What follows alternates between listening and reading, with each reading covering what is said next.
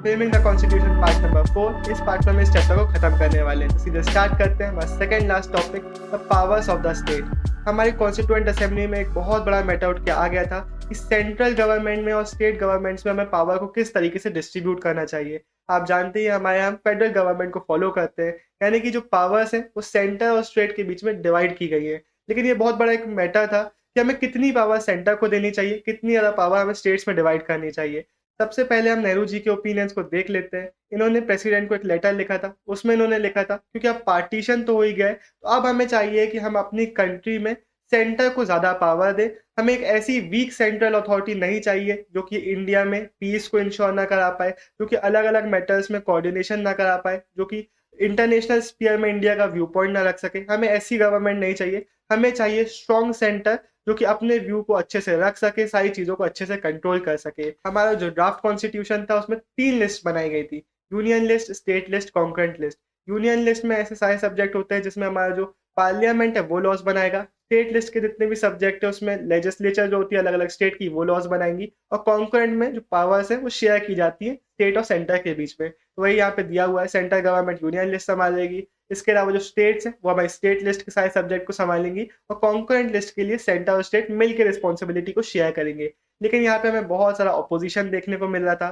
सबसे पहले तो बोला जा रहा था कि आपने यूनियन को बहुत ज़्यादा पावर दे दी है, बहुत सारे सब्जेक्ट आपने यूनियन लिस्ट में डाल दिए। इसके साथ-साथ जो हमारे कॉन्करेंट लिस्ट है इसमें भी बहुत सारे आपने सब्जेक्ट डाल दिए हैं। आपने स्टेट की पावर को बहुत ज़्यादा कम कर दिया है। साथ-साथ जो मिनरल्स थी, जो की इंडस्ट्रीज़ थी, इसको भी यूनियन के हाथों दे दिया गया था। तो ये बोला जा रहा था आपने बहुत ज़्यादा यूनियन को पावर दे दी है। नेहरू जी हालाँकि इसको सपोर्ट कर रहे थे। आगे हम देखेंगे कि बहुत सारे लोग इसके अपोज़ में भी जा रहे थे। आर्टिकल 356 की पावर भी आपने दे दी कि अगर गवर्नर बोलता है तो सेंटर स्टेट को ओवरटेक कर सकता है। तो बेसिकली हम एक पावरफुल सेंटर की तरफ देख रहे थे। अब हम बात कर लेते हैं कि कैसे हमारा जो फिस्कल, हमारी फाइनेंशियल जो पावर्स थी वो डिस्ट्रीब्यूट की गई थी सेंटर और स्टेट के बीच में। यहाँ पे भी एक कॉम्प्लेक्स प्रोसीजर हमें देखने को मिला था। बेसिकली सबसे पहले कुछ टैक्स हो गए जैसे कि कस्टम ड्यूटीज़ और कंपनी टैक्सेस, इसको कंप्लीटली हमारे सेंटर के पास दे दिया गया था। इसके अलावा इनकम टैक्स और एक्साइज़ ड्यूटीज़ जो हो गए, इसको थोड़ा-सा शेयर किया गया था स्टेट के साथ भी, और लास्ट में आता है एस्टेट ड्यूटीज़ वगैरह, ये पूरी की पूरी हमारे स्टेट के हाथों दे दी गई थी। साथ में स्टेट अपने इसके अलावा भी कुछ टैक्सेस लगा सकता था। For example land and property taxes, sale taxes, और इसके अलावा बॉटल लिक्विड पर जो टैक्स लगता है, ये स्टेट्स के हाथों में भी दे दिए गए थे। लेकिन यहाँ पे भी बहुत सारे कॉन्फ्लिक्ट्स हमारे सामने निकल के आ जाते हैं, जो कि हम अगले sub topic the centre is likely to break पे देखने वाले हैं। स्टेट के राइट्स के लिए सबसे अच्छे से अपने वर्ड्स रखे थे के संथनम जी ने, जो कि मद्रास से थे। इन्होंने बोला कि आप पूरी की पूरी पावर सेंटर को दे दोगे तो वो और भी ज़्यादा खराब तरीके से वर्क करेगा। अभी का जो पावर का एलोकेशन है उसको रीएलोकेट करने की ज़रूरत है। स्टेट को थोड़ी और पावर देने की ज़रूरत है, ताकि ना सिर्फ स्टेट बल्कि सेंटर भी अच्छे से वर्क कर पाए। इन्होंने बोला कि ये जो आपका तरीका है कि ज़्यादा से ज़्यादा पावर सेंटर को दे दो, ये एक मिसकंसेप्शन है सेंटर की पावर को बढ़ाने के लिए। बेसिकली आप उसको ओवरबर्डन कर रहे हो, उस पे ज़्यादा ही रिस्पॉन्सिबिलिटी आप दे रहे हो, इससे वो इफेक्टिवली वर्क कर ही नहीं पाएगा। तो इन्होंने सजेस्ट किया संथनम जी ने कि आप थोड़ी पावर स्टेट को दे दो, सेंटर की पावर स्टेट की तरफ शिफ्ट करोगे, तो सेंटर अपने आप स्ट्रॉन्ग बन जाएगा।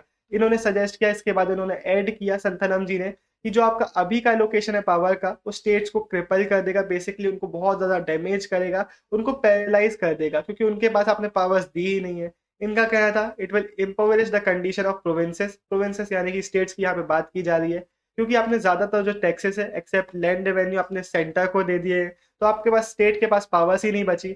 अब एक ऐसा सिस्टम बन गया है जहाँ पे हर काम के लिए स्टेट को सेंटर की मदद लेनी पड़ेगी।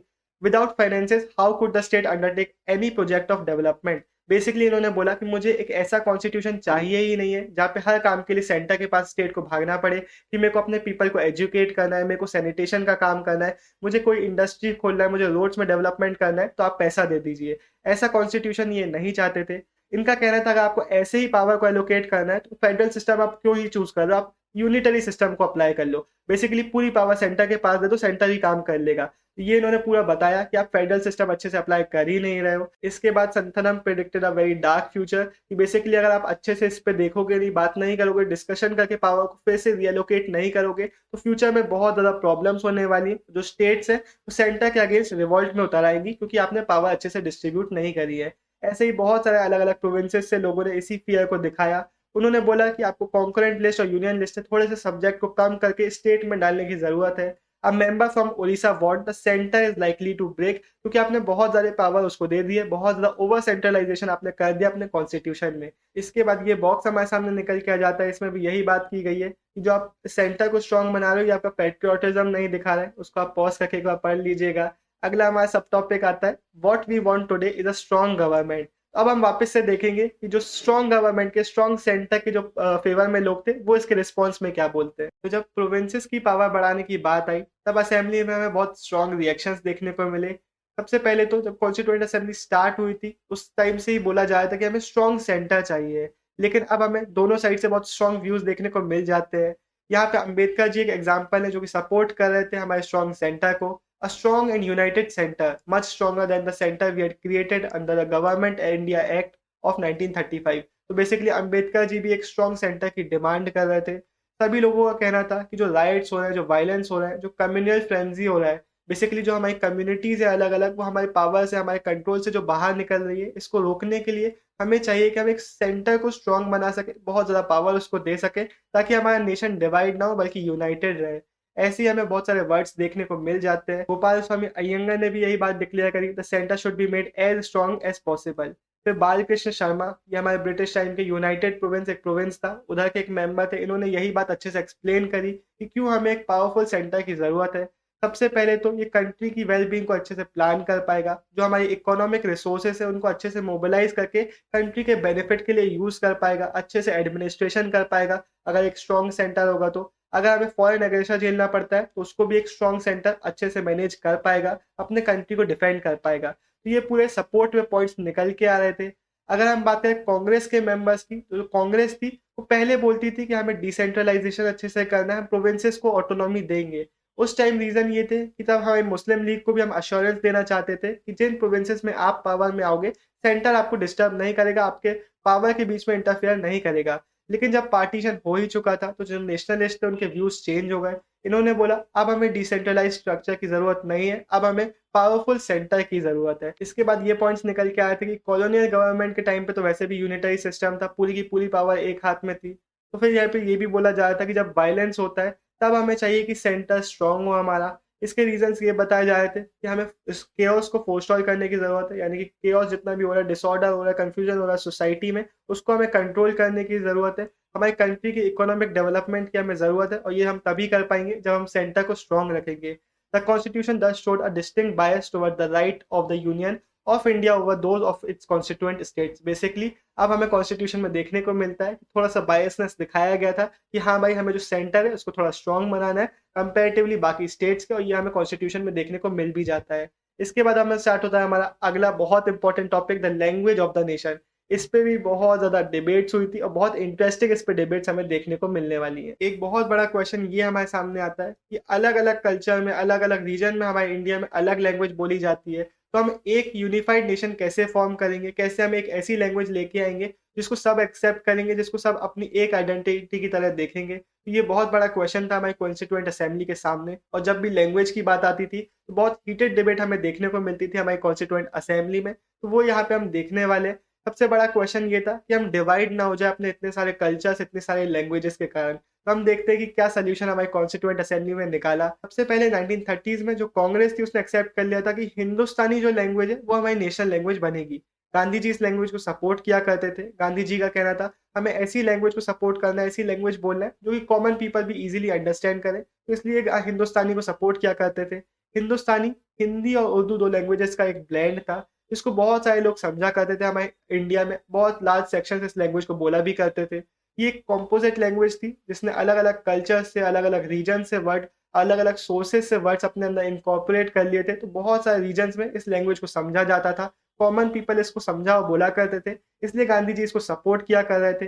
गांधी जी को लग रहा था कि अब एक ऐसी लैंग्वेज, एक कॉम्पोजिट लैंग्वेज है, ये अलग अलग कल्चर्स को यूनिफाई करने का काम करेगी। हिंदी और उर्दू से मिक्स होकर बनी है, इसलिए हिंदूज और मुस्लिम दोनों को यूनिफाई करेगी, नॉर्थ और साउथ को यूनिफाई करेगी। इसके ऑपोजिशन में भी हमें वर्ड्स देखने को मिल जाते हैं। 19th सेंचुरी के टाइम पे अभी जो हिंदुस्तानी लैंग्वेज थी वो धीरे धीरे चेंज हो रही थी। जैसे जैसे इंडिया में कम्युनल कॉन्फ्लिक्ट स्टार्ट हो रहे थे, बहुत ज्यादा बढ़ रहे थे, हिंदूज और मुस्लिम्स में लड़ाई हो रही थी, तो हिंदी और उर्दू में भी हमें चेंजेस देखने को मिलते हैं। ये दोनों लैंग्वेज आपस में बहुत दूर हो गई थी। अब जो हिंदी थी उसको संस्कृताइज़ किया जा रहा था, इससे जितने भी पर्शियन और अरेबिक ओरिजिन के वर्ड्स थे उनको हटाया जा रहा था। जो उर्दू है उसको पर्शियनाइज़ किया जा रहा था। तो ये डिफ़रेंस हमें देखने को मिलने लगा था। और अब जो लैंग्वेज थी वो रिलीजियस आइडेंटिटी की पॉलिटिक्स में घुस चुकी थी। ये भी बहुत ज़्यादा प्रॉब्लम हो गई थी हमारे सामने, लेकिन गांधी जी अभी भी हिंदुस्तानी लैंग्वेज को सपोर्ट करते थे। ये इस चैप्टर का हमारा आखिरी सोर्स बेस्ड बॉक्स है जिसमें गांधी जी बताते हैं कि हमारी नेशनल लैंग्वेज, हमारी हिंदुस्तानी कैसी लैंग्वेज होना चाहिए। ना तो ये एक संस्कृताइज्ड हिंदी होना चाहिए, ना कि पर्शियनाइज्ड उर्दू, बल्कि एक ऐसी लैंग्वेज होना चाहिए जो बाकी सभी लैंग्वेजेस के वर्ड्स को अपने अंदर अडॉप्ट कर सके। जितने भी वर्ड्स, जितने भी अलग-अलग रीजन्स के जो वर्ड्स आने चाहिए, उनको ये अच्छे से असिमिलेट करे अंदर, और ये उनके पूरे वर्ड्स थे। इसको आप पॉज़ करके पढ़ लीजिएगा, हम चैप्टर में सीधे आगे बढ़ते हैं। अब हम सीधे स्टार्ट करते हैं हमारा अगला सब topic, a plea for Hindi. यहाँ पे हम हिंदी के लिए जो सपोर्ट था उसकी बात करने वाले हैं। माइनॉरिटीज़ से रिलेटेड एनजी रंगा जी के वर्ड्स और यहाँ लैंग्वेज से रिलेटेड आरवी ढोलेकर जी के जितने भी वर्ड्स हैं बहुत ज़्यादा इंपॉर्टेंट है, इसको अच्छे से समझिएगा। यूनाइटेड प्रोविंसेस के ये एक कांग्रेसमैन थे जिन्होंने बहुत अग्रेसिवली अपने वर्ड्स रखे थे और इन्होंने हिंदी एज नेशनल लैंग्वेज को सपोर्ट किया था। सबसे पहले तो इन्होंने बोला कि कॉन्स्टिट्यूशन मेकिंग के काम को हमें हिंदी में करना चाहिए। जब इन्हें बताया गया कि यहाँ असेंबली में सब लोग हिंदी नहीं बोलते, तो उन्होंने बहुत हार्श वर्ड्स यूज़ किए कि अगर आप यहाँ पे इंडिया का कॉन्स्टिट्यूशन लिखने के लिए बैठे हो और आपसे हिंदुस्तानी भी नहीं आती, तो आप वर्दी नहीं हो इस असेंबली को जॉइन करने के लिए, दे बेटर लीव। ये बहुत हार्श वर्ड्स थे, तो ऑब्वियसली हंगामा इसके बाद होना ही था। हंगामा होता रहा, लेकिन इन्होंने अपनी स्पीच कंटिन्यू रखी हिंदी में। इसके बाद हंगामा शांत कराने के लिए नेहरू जी को बीच में इंटरवीन करना पड़ा।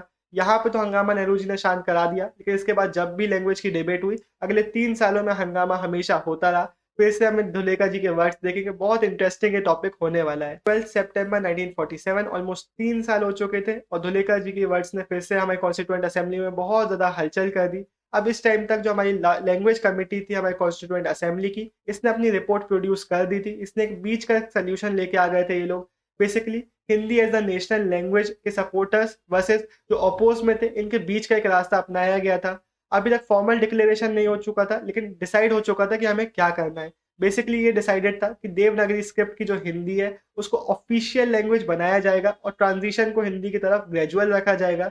ये भी बोला गया था कि फर्स्ट 15 ईयर्स तक के लिए इंग्लिश को भी यूज़ किया जाएगा ऑफ़िशियल पर्पसेस के लिए।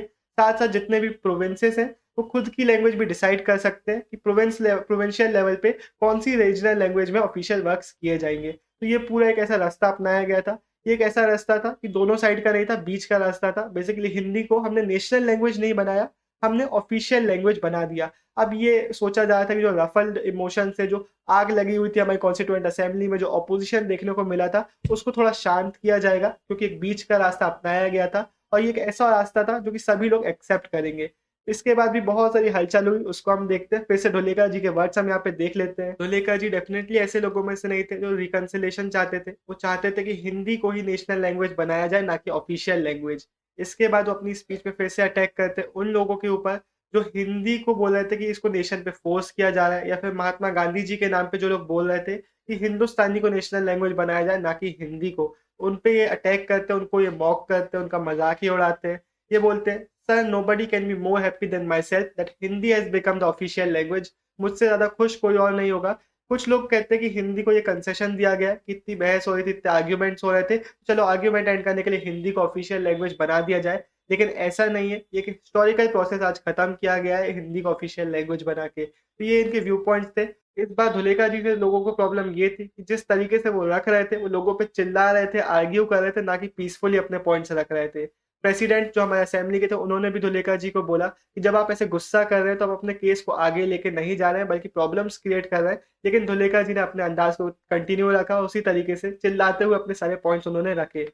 अब स्टार्ट होता है हमारा अगला सब topic, the fear of domination. Dhulekha ji की स्पीच के जस्ट अगले दिन श्रीमती जी दुर्गाबाई जी आती है। ये अपने ओपिनियंस एक्सप्रेस करती है। इनका कहना था कि ऑलमोस्ट एक्सेप्ट हो गया था कि क्या डिसीजंस आने वाले हैं, लेकिन फिर से अब कंट्रोवर्सीज होने लगी है। ये अब बताए थे कि जो ये प्रॉब्लम्स हो रही थी, जो नॉन हिंदी स्पीकर्स को ऐसा फील कराया जा रहा था कि जो फाइट है हिंदी स्पीकर्स की, जो इनका एटीट्यूड है, कि इसलिए किया जा रहा था कि जितने भी नॉन स्पीकिंग एरियाज का इन्फ्लुएंस हो सकता है हमारे इंडियन कल्चर पे, हमारे इंडिया की लैंग्वेजेस पे, वो ना हो। बेसिकली अब डर ये था कि जो नॉन हिंदी स्पीकर्स हैं उनको दबाया जा रहा था। इससे रिलेटेड हम कुछ पॉइंट्स यहाँ पे इस टॉपिक में देखने वाले। दुर्गा बाई जी ने बताया कि साउथ में हिंदी के अगेंस्ट ऑपोजिशन बहुत ज़्यादा स्ट्रॉन्ग है। सब लोगों को, जितने भी ओपोनेंट्स हैं, जितने भी हिंदी के ऑपोजिशन में लोग हैं, उनको ये लगता है जो हिंदी का जो प्रोपेगेंडा है, ये हमारी प्रोविंशियल लैंग्वेजेस के रूट्स को ही काट देगा।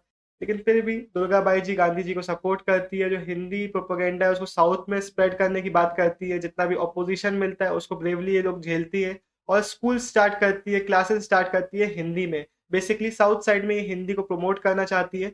लेकिन इसके बाद इनका बहुत इंपॉर्टेंट क्वेश्चन आता है, now what is the result of it all, ask Durgabai. ये बताती है कि जब अब मुझे ऑपोजिशन देखने को मिल रहा है उसी हिंदी के बारे में जिसको हमने सेंचुरी की स्टार्टिंग से ही एक्सेप्ट कर लिया था, अब मुझे शॉक फील हो रहा है कि इतना ज्यादा ऑपोजिशन क्यों इसके अगेंस्ट आ रहा है। इन्होंने पूरा यहाँ पे बताया, हिंदुस्तानी को हमने as the national language accept कर लिया था, लेकिन अब हिंदुस्तानी लैंग्वेज भी चेंज होने लगी है। इससे जितने भी उर्दू के या फिर बाकी रीजन्स के जो वर्ड्स थे उसको हटाया जा रहा है। इन्होंने एक बहुत इंपॉर्टेंट पॉइंट रखा कि कोई भी अगर आप ऐसा स्टेप लेते हो जो हिंदुस्तानी के इंक्लूसिव और कॉम्पोजिट नेचर को चेंज करता है, तो बाकी जितने भी नॉन हिंदी ग्रुप्स हैं उनके मन में डेफिनेटली एंजाइटीज और फियर्स तो आने ही है। तो आप कैसा कोई भी ऐसा स्टेप बिना सोचे समझे नहीं ले सकते। जैसे ही डिस्कशंस एक्रीमोनियस हो गए, यानी कि बहुत ज्यादा अग्रेसिव हो गए, many members appeal for a spirit of accommodation. अब बेसिकली हमें ऐसी एक सेंस देखने को मिल रही थी, सब लोग इंक्लूसिव नेचर की बात कर रहे थे।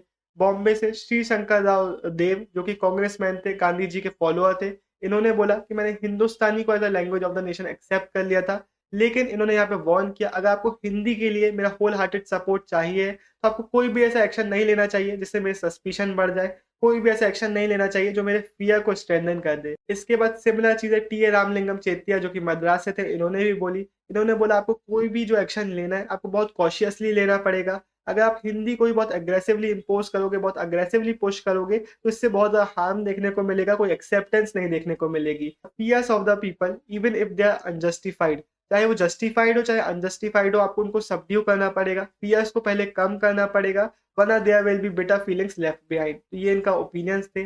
When we want to live together and form a unified nation, he said there should be mutual adjustment and no question of forcing things on people।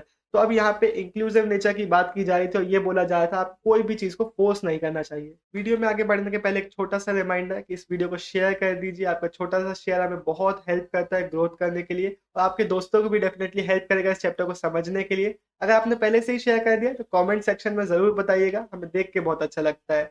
अब हम सीधे बढ़ते हैं इस चैप्टर के कंक्लूजन के ऊपर। हमने अभी पूरे चैप्टर में यही बातें करी है कि हमारा जो कॉन्स्टिट्यूशन है ये बनने के पीछे कितने इंटेंस डिबेट्स और डिस्कशंस हुए हैं। कई बार ऐसे होता था कि बहुत एक्सट्रीम ओपिनियंस हमें देखने को मिलते थे, उनका जो बीच का रास्ता उसको चूज किया जाता था, एक बैलेंस पाथ को यूज किया जाता था। अगर हम एक स्ट्राइकिंग फीचर की बात करें हमारे कॉन्स्टिट्यूशन की, जिसमें कोई भी हमें ज्यादा डिबेट्स देखने को नहीं मिली, जिसमें मेनली हमें अग्रीमेंट देखने को मिला, वो था right to vote to every adult Indian. ये एक ऐसा फीचर था जो हमें बाकी डेमोक्रेसीज में देखने को नहीं मिलता है, हमने इंडिया में ही इसको बहुत अच्छी तरीके से अप्लाई किया। अगर हम कुछ एग्जांपल्स देखें यूनाइटेड स्टेट्स के या फिर यूनाइटेड किंगडम के, तो यहाँ पे सिर्फ स्टार्टिंग में मैन ऑफ प्रॉपर्टी को ये राइट दिया गया था, बहुत कुछ लोगों को ये राइट्स था। उसके बाद मैन विथ एजुकेशन को ये दिया गया। उसके बहुत स्ट्रगल्स के बाद, बहुत टाइम के बाद वर्किंग क्लास और पेजेंट्स को भी ये राइट मिला, और बहुत ज्यादा ही स्ट्रगल के बाद वुमेन को ये राइट दिया गया था। लेकिन इंडिया में स्टार्टिंग से ही हमने बहुत फेथ दिखाई कि हमें ये राइट तो स्टार्टिंग से ही देना है। सेकंड हमारा बहुत इंपॉर्टेंट फीचर आ जाता है कॉन्स्टिट्यूशन का, वो है हमारा सेकुलरिज्म, कि हमारे सोसाइटी के गवर्नेंस पे, ऑर्गेनाइजेशन पे रिलीजन का बिल्कुल भी इन्फ्लुएंस या रोल नहीं रहेगा। हमारा जो प्रियम्बल है उसमें इसका इम्फेसिस हमें इतना ज्यादा देखने को नहीं मिलता है, लेकिन प्रैक्टिकल यूजेज में हमने बहुत अच्छे से, बहुत एक एफिशिएंट तरीके से सेकुलरिज्म को इम्पोज किया हमारे पूरे इंडिया में। Freedom of religion article 25-28, cultural and educational rights article 29-30, right to equality article 14, 15 और 16, इन सब के थ्रू हमने इसको सेकुलरिज्म को बहुत अच्छे से इंडिया में इम्प्लीमेंट किया है। सभी रिलीजन्स को इक्वल ट्रीटमेंट की गारंटी दी जाती है स्टेट्स की तरफ से, साथ साथ given the right to maintain charitable institutions. इसके अलावा बहुत सारे प्रोसेसेस हमने यूज किए इंडिया में सेकुलरिज्म को अच्छे से इम्पोज करने के लिए। सबसे पहले तो स्टेट ने खुद को रिलीजियस कम्युनिटी से थोड़ा सा दूर ही रखा है, ताकि कि इंटरफियर ना करे किसी भी रिलीजियस कम्युनिटी को अच्छे से रन करने के लिए, और किसी को भी डोमिनेशन ना देखने को मिले हमारे इंडिया में। तो माइनॉरिटीज को भी इंडिया में स्टेट डोमिनेट नहीं कर सकती। Banning compulsory religious instructions in state and schools and colleges.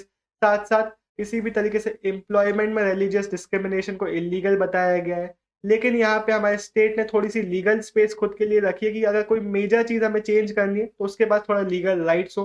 For example untouchability को बैन करना है, फिर पर्सनल और फैमिली लॉज बनाना, ये टाइम टू टाइम हमें देखने को मिलता है कि इतनी पावर्स है कि मेजर चीज़ों को चेंज किया जा सके। तो एकदम से आइसोलेट नहीं किया स्टेट ने खुद को, लेकिन एक फेयर डिस्टेंस मेंटेन करके रखा है। जहाँ पे भी ज़रूरत पड़ती है वहाँ पे इंटरफेरेंस आ जाता है, लेकिन किसी को भी दबाया नहीं जाता हमारे इंडिया में। अब ये जो पूरा चैप्टर था कॉन्स्टिट्यूएंट असेंबली से रिलेटेड, वहाँ की डिबेट से रिलेटेड, वहाँ के ओपिनियन से रिलेटेड, वॉइसेस से रिलेटेड, डिमांड से रिलेटेड, ये आपके लिए बहुत इंपॉर्टेंट था ये समझाने के लिए कि हमारे कॉन्स्टिट्यूशन मेकिंग के पीछे कितने सारे स्टेप्स थे, कितने सारे इंटेंस डिबेट्स और डिस्कशंस थे, कितना बड़ा रोल था इन कॉन्स्टिट्यूएंट मेकर्स का हमारे इंडिया के अच्छे कॉन्स्टिट्यूशन को बनाने के लिए। लेकिन while reading this chapter you need to know कि जितनी भी चीज़ें हम यहाँ पे पढ़ते हैं वो time to time opinions change होते हैं। लोग दूसरों के ओपिनियन से इन्फ्लुएंस हो रहे थे। इंडिया में जो एक्टिविटीज़ ब्रिटिशर्स कर रहे थे या फिर जितनी भी एक्टिविटीज़ अलग-अलग ग्रुप्स कर रहे थे, उनसे इन्फ्लुएंस हमें देखने को मिल रहा था। तो जितने भी ओपिनियंस थे वो टाइमली चेंज होते थे, इम्प्रूव होते थे।